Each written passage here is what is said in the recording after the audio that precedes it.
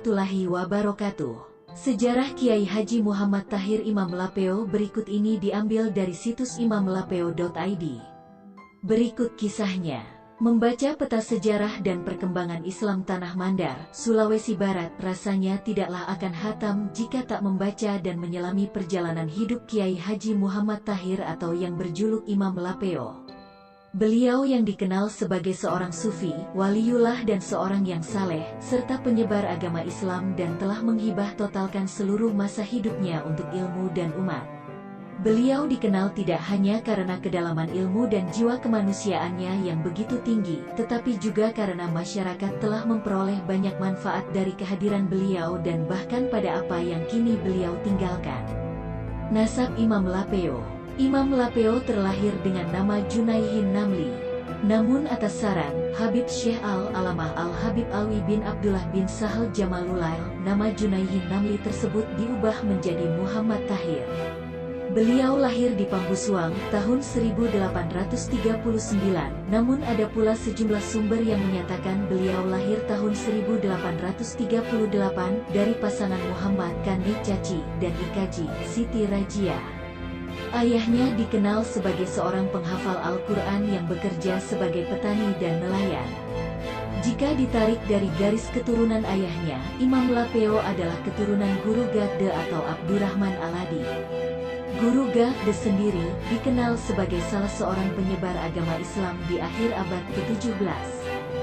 Sedangkan jika ditarik dari garis ibunya, Imam Lapeo adalah keturunan bangsawan, keturunan dari Maradiatiti.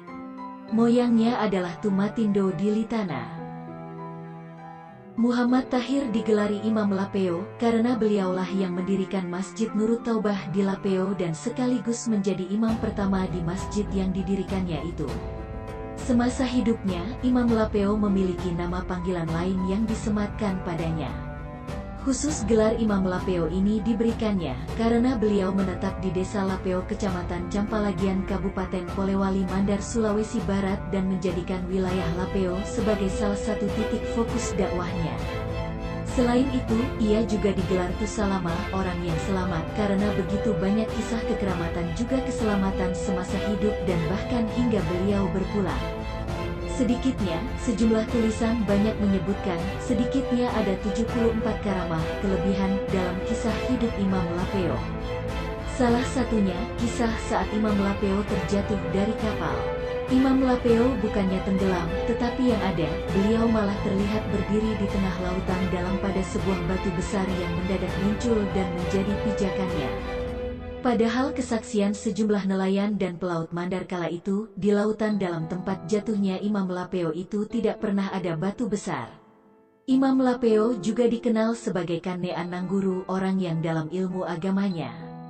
Selain itu, oleh cucu-cucunya beliau juga sering disapa Kane Iyek atau Kane Ambol, kakek Istanbul. Sebutan Kane Ambol itu dikarenakan beliau pernah menuntut ilmu hingga ke Istanbul, Turki. Riwayat penuntutan ilmu dan keluarga Imam Lapeo. Sejak kecil Imam Lapeo dibesarkan dengan warna pendidikan agama yang kental. Ia dibesarkan oleh Muhammad, ayah, dan Abdul Karim, kakeknya yang keduanya penghafal Al-Quran. Abdul Karim, kakek Imam Lapeo, ayah dari ayahnya itu atau yang digelari sebagai Kane Nugo atau juga Kane Buta. Yang meskipun buta, namun kakek Imam Lapeo itu adalah seorang penghafal Al-Quran. Lingkungan tempat tinggal Imam Lapeo saat kecil yakni Pambusuang ikut mendukung proses belajarnya. Ini karena sejak abad ke-17, dengan hadirnya guru gade, pendidikan membaca dan mendaras Al-Quran aktif dilakukan di lingkungan Pambusuang. Akhirnya di usia 14 tahun, Imam Lapeo sudah menamatkan Al-Quran dengan baik. Pada usia antara 16 hingga 17 tahun, Imam Lapeo kemudian memilih merantau dan memperdalam ilmu agamanya. Daerah rantau yang dijejaknya adalah Parepare, Sulawesi Selatan. Lalu saat usianya menginjak 18 hingga 20 tahun, Imam Lapeo kemudian menuju Pulau Salemo di Pangkep, Sulawesi Selatan. Parepare dan Salemo itu sengaja beliau datangi, karena di masa itu, dua wilayah itu dikenal sebagai daerah baik untuk menuntut ilmu agama. Kedalaman ilmu dan pemahaman Imam Lapeo akan Islam diperolehnya dengan terus menuntut ilmu. mendatangi dari satu guru ke guru lain untuk memantapkan pemahaman keagamaannya. Tidak cukup hanya di Sulawesi, Imam Lapeo pun mendatangi daerah dan negeri yang lebih jauh lagi untuk menuntut ilmu. Tercatat Imam Lapeo datang ke Padang, Sumatera Barat saat usianya sekitar 20-21 tahun. Setelah tinggal cukup lama di Padang, Imam Lapeo kembali melanjutkan perjalanan untuk menuntut ilmu di tempat lain. Dan saat usianya sekitar 24 tahun, Imam Lapeo mendatangi Masjid Banten dan menemui imam besar di masjid yang ada di Banten.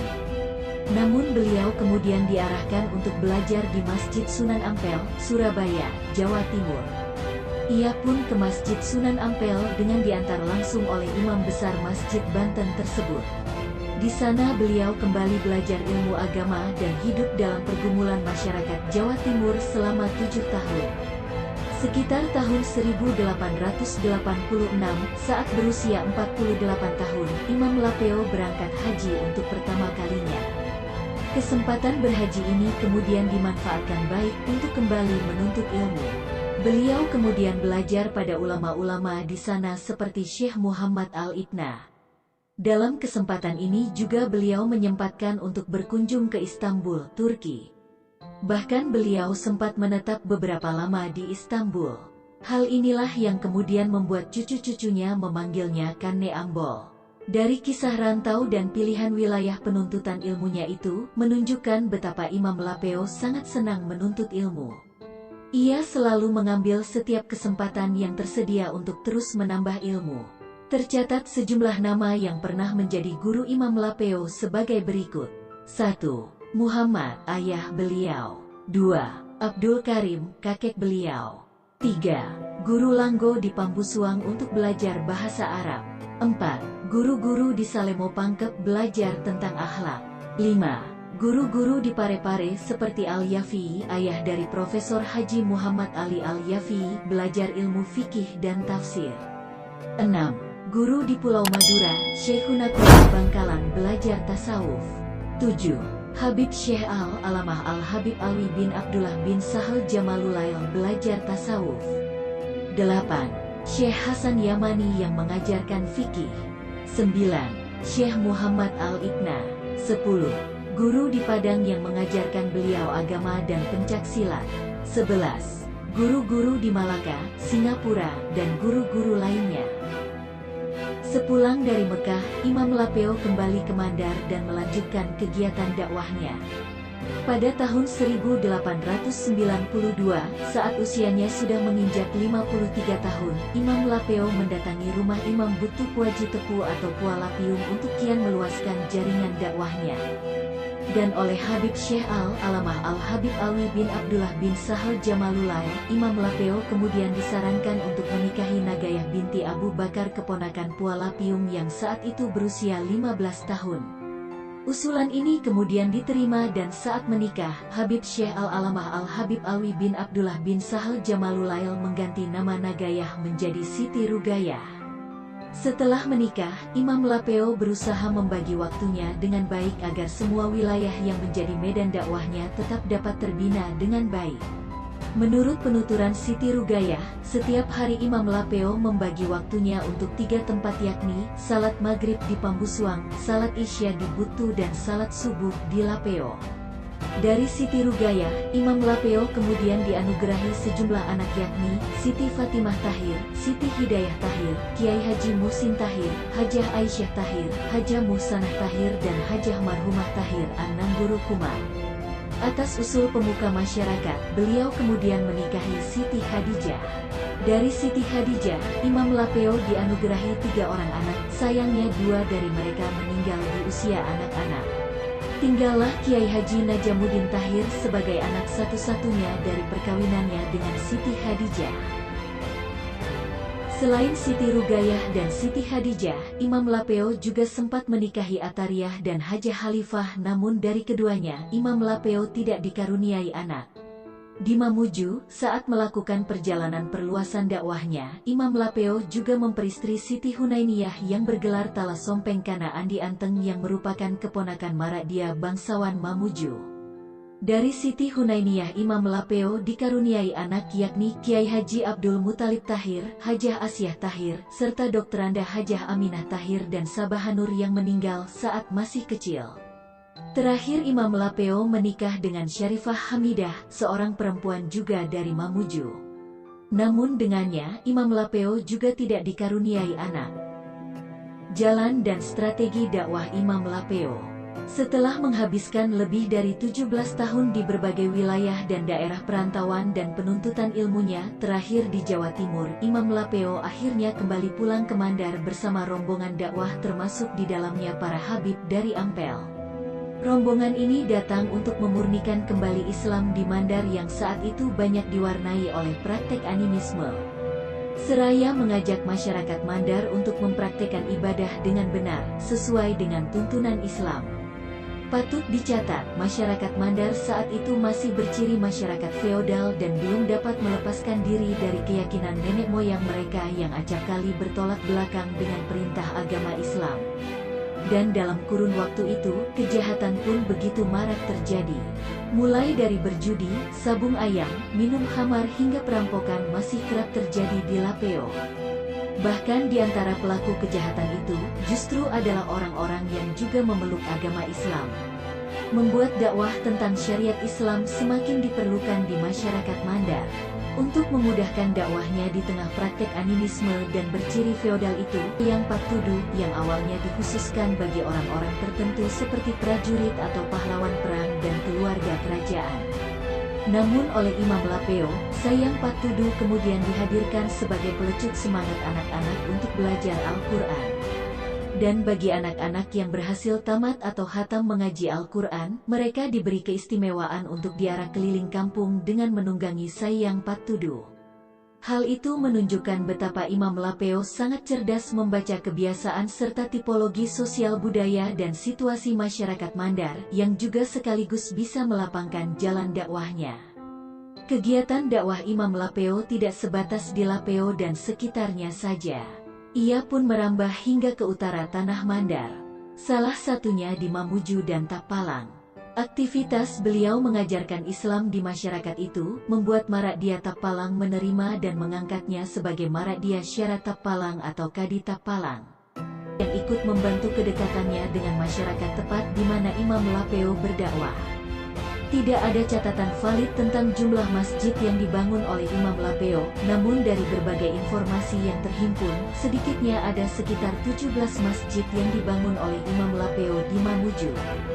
Jumlah itu belum termasuk sejumlah masjid lain yang ia bangun di berbagai kota seperti Parepare, Sidrap, Luwu, Enrekang, Bone dan lain-lain.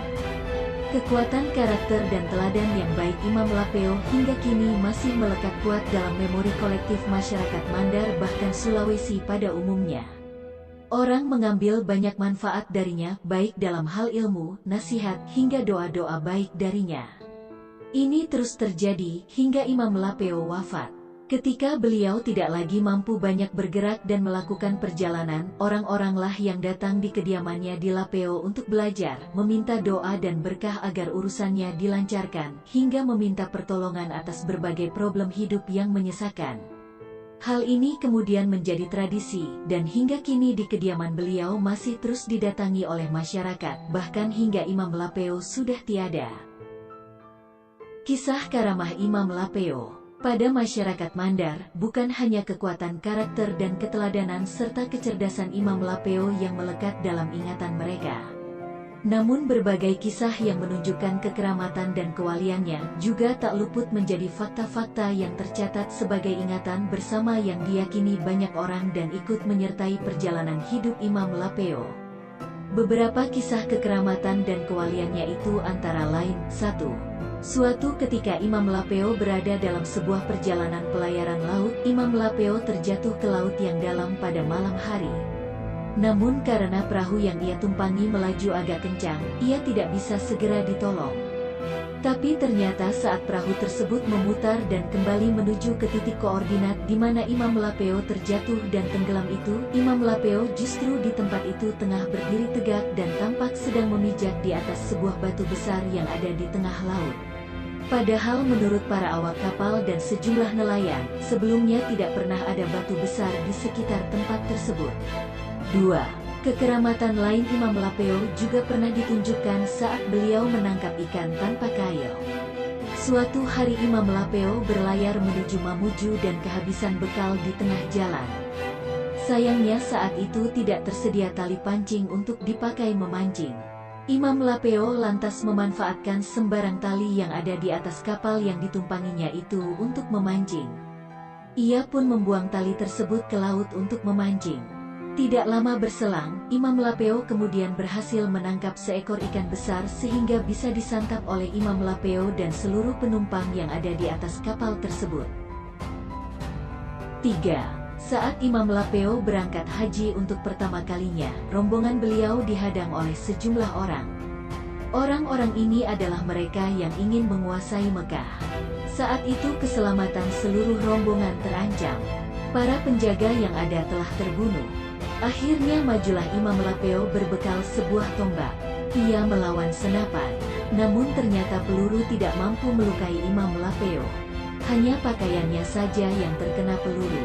Ia berhasil mengalahkan para penghadang ini. Namun Imam Lapeo pun tidak lantas membunuh mereka para rombongan yang menghadang itu. 4. Imam Lapeo juga diyakini dapat berbicara dengan orang yang sudah meninggal, baik jenazah maupun mereka yang telah dikebumikan. Beberapa kali orang menemani beliau dalam perjalanan melihat beliau berbicara dengan penghuni kubur. Seperti seorang warga Pacini bernama Itani yang pernah menemani Imam Lapeo dalam perjalanannya menuju tempat halwat. Di dalam perjalanan mereka melintasi wilayah pekuburan. Imam Lapeo menanyakan ke para penghuni kubur bagaimana keadaan mereka.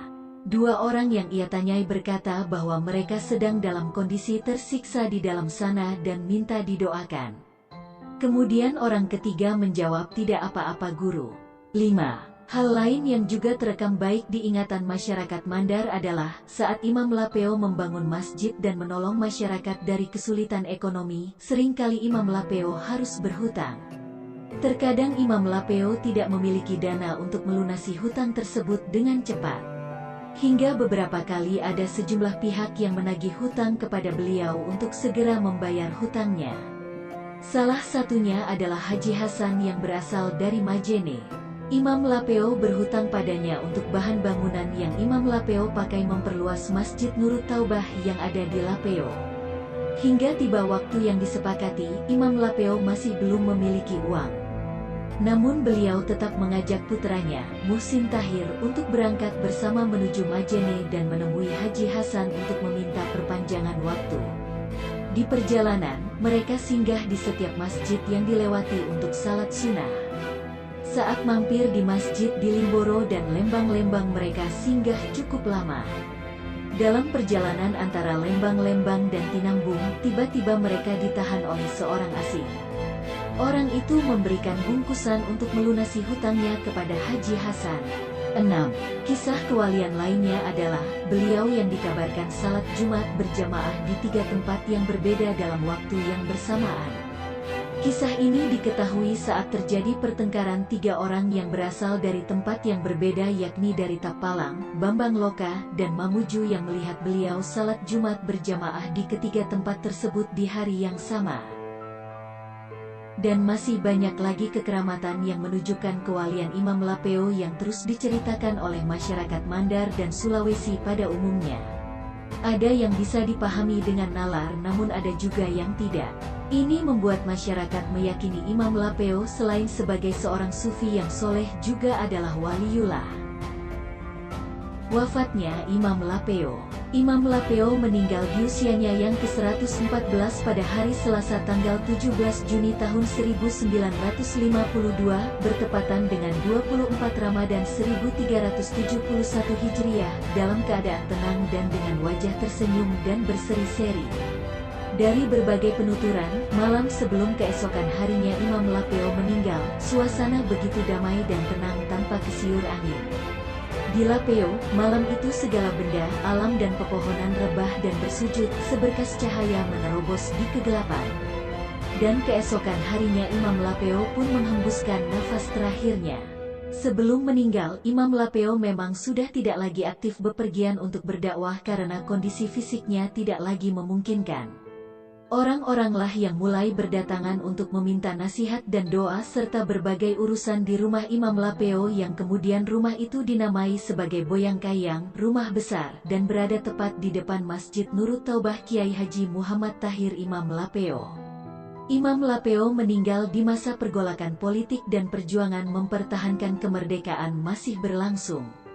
Ini membuat banyak pihak merasa kehilangan. Karena seringkali mereka datang meminta doa dan mengambil kebijaksanaan dalam menghadapi kondisi yang tidak stabil dan aman kala itu. Saat beliau meninggal, banyak pihak yang mengantarnya ke tempat peristirahatan terakhirnya. Salah satunya adalah pemimpin perjuangan mempertahankan merah putih di Tanah Mandar, Andi Depu yang bergelar Ibu Agung. Dan atas kesepakatan pihak keluarga, Imam Lapeo kemudian dimakamkan di dalam area Masjid Nurut Taubah Kiai Haji Muhammad Tahir Imam Lapeo. Masjid yang beliau bangun dan yang oleh masyarakat Mandar sekitarnya lebih mengenalnya dengan sebutan Masigi Imam Lapeo. Beliau dimakamkan pada hari Rabu keesokan harinya.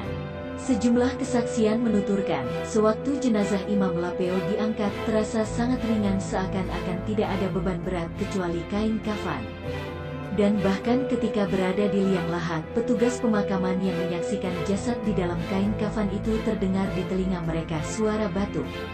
Demikianlah akhir hidup seorang soleh yang sepenuh hidupnya diabadikan untuk ilmu dan umat dan telah begitu banyak memberi manfaat bagi masyarakat di sekitarnya. Hingga kini Imam Lapeo menjadi salah satu tokoh penyebar agama Islam yang kisahnya terus diceritakan turun-temurun di Tanah Mandar. Dan salah satu pesan yang paling mencolok dan diutamakan oleh Imam Lapeo kepada masyarakat Mandar adalah agar selalu berkata jujur dan tekun melaksanakan sholat dan ibadah lainnya.